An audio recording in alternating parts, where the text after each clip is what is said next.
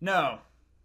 No, they really don't. And I know what some people are already thinking who clicked on this video. Oh boy, another boomer who can't accept change in NASCAR or hates Joey Logano. Well, wrong on both fronts, Buster. I grew up with the chase format. I never got to experience NASCAR with a Winston Cup format. All I have are old races and material to go off of. And while I would not consider myself a fan of Joey Logano, I definitely don't hate the guy. He's maybe in my top 7 or 8 drivers. So, no, this video is not just a guy being salty that Joey Logano is racing for a championship again. Because that seems to be the main thing that playoff defenders immediately parrot on social media, that if you don't like the format, you're just mad that your driver didn't win, or you're just old. With all of those disclaimers out of the way, let's talk about why the NASCAR playoff format is a bit fundamentally flawed.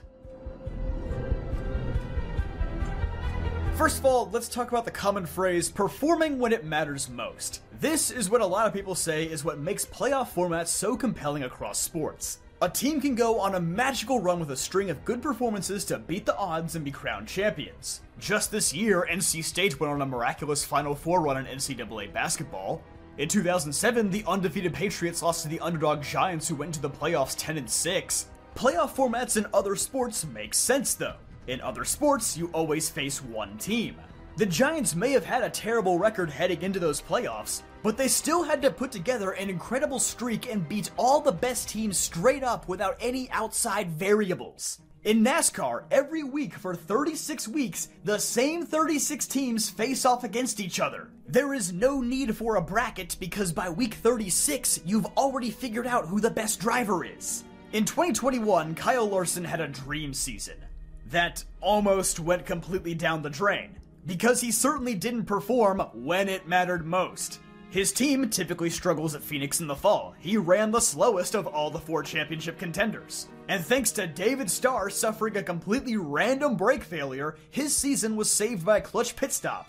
This is like if during that Patriots vs. Giants Super Bowl, if a player from the Carolina Panthers ran out on the field, sacked Tom Brady, and the Giants picked up the ball to score. Do you see why just win when it matters most is a fundamentally stupid phrase in NASCAR? With unlimited overtimes, random back markers blowing up, signs blowing onto the track to cause cautions, the fact of the matter is, most NASCAR races these days are won through sheer luck, not for lack of preparation or trying. Another example, did Jimmy Johnson perform when it mattered most in 2016? Heck no! He underperformed all year long, limped into the championship 4, ran terrible all day, was saved by the most nothing burger caution of all time, and then dodged the luckiest wreck of all time. He won that championship in 2016 through almost no merit of his own. It was practically handed to him through the chaos that NASCAR has normalized. So please don't say, well actually these championships are valid because the driver had to perform when it mattered the most. Because most years, that is not even close to being factually correct. You can say that about playoff formats in stick and ball sports because random factors aren't nearly as big of an influence in the game, but not in NASCAR. Baseball playoffs are decided by a best of 3, best of 5, and finally best of 7 series to help mitigate randomness. Among traditional sports, March Madness and the NFL are probably the most random. But even then, when faced with an unforeseen factor like a star player suffering an injury, that's why you have a team with backups, preferably decent ones. Random injuries can hurt your chances of winning, but not completely derail a season if your core team is strong enough. But in NASCAR, it doesn't matter how good you've been all year or how talented your driver or team is. If you're Christopher Bell and your brakes go out at Phoenix, well, tough luck, kid. That's just how the cookie crumbles. You see, random factors are not only exponentially more plentiful in NASCAR than stick and ball sports, but they are also infinitely more crippling.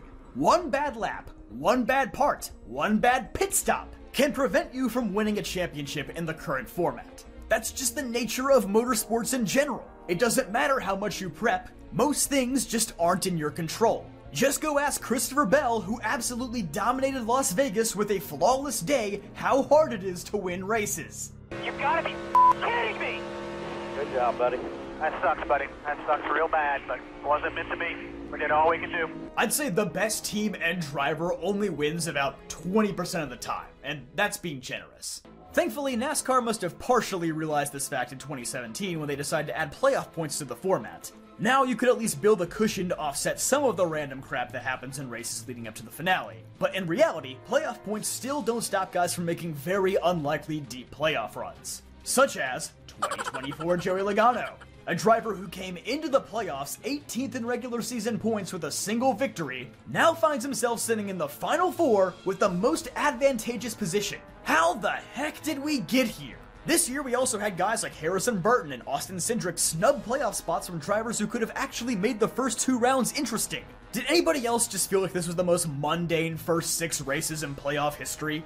Like, sure, the races were still filled with chaos, but at the end of it all, we still eliminated the same exact people we expected to eliminate. Except Alex Bowman. Sorry, bro. Imagine if Ross Chastain and Chris Buescher, 2 guys who have actually had solid seasons, actually made it in. They could have been awesome storylines to follow. Instead, now when they win after an arbitrary cutoff, all the reporters can ask them about is, how does it feel to win even though you're not in the playoffs? Not being in the playoffs, Chris. Didn't make the playoffs, but not part of the playoffs, but as a non-playoff participant, playoff races, Ross. Playoff disruptor. Why does the whole industry act like race wins don't matter if you're not in the playoffs? Harrison Burton getting the Wood Brothers' 100th win at Daytona is a fantastic enough storyline on its own. It doesn't need to be muddied with, oh crap, now the last place driver in points is somehow in the playoffs. It's just strange that we're actively killing the integrity of the sport in an effort to chase the casual sports fan. An experiment that has objectively failed. Casual sports fans aren't going to start watching your sport because you have a playoff format if they aren't interested in the core of the sport itself. If you don't like watching cars drive around at 200 miles per hour on the brink of control, then oh well, you're just not going to like NASCAR no matter what points format they use. And that's okay. What's not okay is creating a system where a guy like Joey Logano, who has 6 top 5 finishes this entire season, is somehow in the running to get a 3rd, very undeserving championship. Now we have to worry about winning when it matters. Well, if you're a championship contender, really, only the last 4 races of the season matter. The first 32 episodes are just filler. It's like watching One Piece, it's all meaningless. And we've designed it this way because we're scared of having a quote-unquote boring season. Let me ask you, if Tyler Reddick or Kyle Larson won the championship by like 100 points, would anybody say that this was a boring season? If you've been paying attention to all the awesome moments we've gotten over this year, I would say it's been a great season. But we're afraid of a guy like Matt Kenseth or 90s Jeff Gordon coming around and locking things up way too early. But why do we fear excellence? Why is this the only motorsport in the world that actively tries to punish deserving winners? Now we've created a world where we can never experience the magic of the 1992 Hooters 500, or the 2004 Ford 400, or the 2011 Ford 400. These legendary moments that were the culmination of entire seasons, or at least a stint of 10 competitive races. Under the current format, we do not celebrate excellence. We are tarnishing the careers of our best athletes. And worst of all, we create horrible, unmemorable championships that cannot be compared to anything that came before 2014. Uh-oh, have you found yourself in a debate with a stubborn NASCAR playoff defender? Well, here are some counters to common phrases that NASCAR playoff defenders like to use when debating this topic. One of my personal favorites being, if you don't like the format, just don't watch. Oh man, what an awesome idea! I see that millions of people have already taken your advice. If everybody took your advice, then nobody would watch NASCAR. Wouldn't that be awesome? Do you see why that's a bad thing to say to critics? The other phrase that I absolutely love hearing is, well, NASCAR's never gonna change it, so why even bother complaining about it? Did you just hear yourself? This is NASCAR we're talking about. They change the rules on a bi-weekly basis, sometimes without even telling people. I know that NASCAR and the France family are stubborn and hate being told they're wrong. I mean, just look at the charter situation that's been going on all year. But their track record suggests that they do just change things on a whim. I don't think it's healthy to say, well, this is just the way things are now, so we may as well just get used to it. That, to me, is not the mind of a passionate fan. That is the mind of a consumerist drone. Constructive criticism and talking about some of the objective flaws in this format is how we build a better product for everybody. If you don't even want to sit at the table with the critics, then you're the one doing more harm than the people criticizing. And to be clear, I am in no way suggesting that we should go back to a Winston Cup points format. That is absolutely beyond the point of consideration. It's been 20 years. I would love it, but it's not realistic. So here's what we do. we keep the playoff format. With some tweaks. See, I think that if you're going to complain about something, you may as well offer up a solution in the process. We can keep the playoff format, it just needs some serious revisions. First of all, win and you're in needs to be restricted to the top 20 in points like it was in 2011 through 2013. Sorry, if you're below 20th in points, you are by no means a title contender. And you're just stealing a spot from someone who actually would make the playoffs more compelling. Second of all, you should get more points for winning, but winning should not automatically advance you to the next round of the playoffs. This way, wins are still clutch and can help you advance, but it shouldn't just erase a 60-point deficit to the cut line. Third, the regular season champion and the rest of the top 5 points finishers in the regular season need to be awarded far more playoff points for their efforts, like double what they have now. Upsetting the top 5 should be possible, but not probable. And finally, the championship race. Get rid of that nonsense entirely. One race, under no circumstances, should ever crown you as a champion. We already talked about this earlier in the video, it's just too random. Instead, make the Final Four its own 3-race championship round that consists of real racetracks, not Talladega, not the Roval, like 2 intermediates and maybe a short track. Actually, just take the current round of 8 and make that the championship round. Not the 2025 round of 8, I should say. Whoever put Talladega in there, I hope you get fired. And you should be allowed to carry your playoff points into the Final Four. Having them disappear entirely when they should matter the most is just stupid. Do these things, and I think you have the perfect balance of drama and fairness.